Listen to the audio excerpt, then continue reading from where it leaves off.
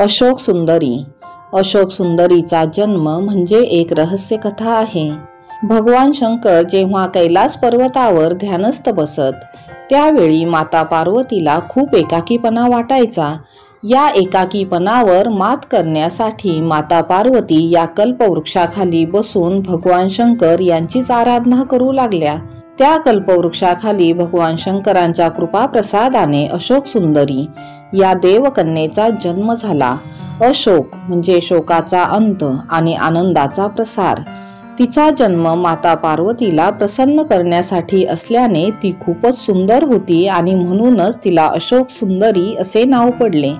अशोक सुंदरी रूपवान, गुणवान आणि सौंदर्यवती होती. माता पार्वतीने तिला वरदान दिले की तुला देवराज इंद्रासारखा प्रतापी आणि सामर्थ्यवान पती मिळेल.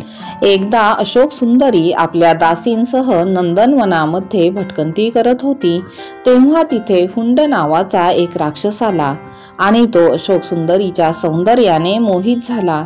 त्याने तिच्याकडे विवाहाचा प्रस्ताव ठेवला. माता पार्वतीने जन्मतःच तिला विवाह देवराज इंद्रासारख्या सामर्थ्यवान विभूतीशी होईल असा वर दिल्याने तिचे लग्न अगोदरच ठरलेले होते.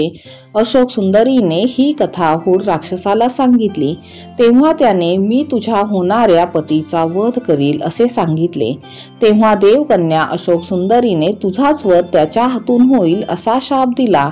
त्याच वेळी चंद्रवंशी राजा पुरुरवा याचा नातू आणि आयु याचा पुत्र नहुष हा महर्षी वशिष्ठ यांच्या आश्रमात विद्याभ्यास करीत होता.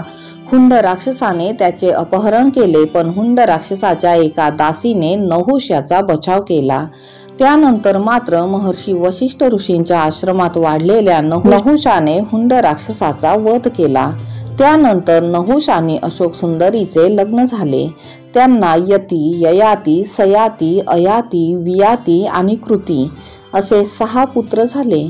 अशोक सुंदरी अशा शूर आणि पराक्रमी मुलांची माता बनली. वृत्तासुराचा वध इंद्राकडून झाल्याने इंद्राला ब्रह्महत्येचे पातक लागले होते.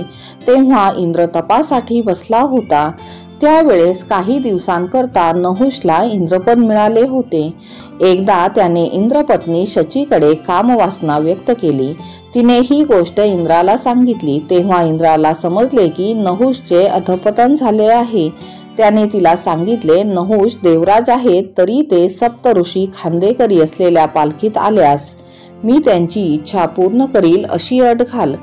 नहुष गर्वाने इतका अहंकारी झाला की तो खरे सप्तऋषींची पालखी करून शचीकडे येत होता. ऋषी एकदम हळूहळू चालत होते तेव्हा त्याने अगस्ती ऋषींना लाथ मारली. त्यावेळेस त्याच्या गर्विष्ठतेमुळे अगस्ती ऋषींनी तुझे पुत्र हे राज्यकारभार करू शकणार नाहीत आणि स्त्री लंपट निघतील. तू पण सर्पयोनीत जन्म घेशील असा त्याला शाप दिला आणि त्यामुळे त्याची अधोगती झाली. नंतर इंद्राने आपले सिंहासन परत मिळवले. कहाणी आवडली असेल तर लाईक, सबस्क्राईब व शेअर करा. धन्यवाद.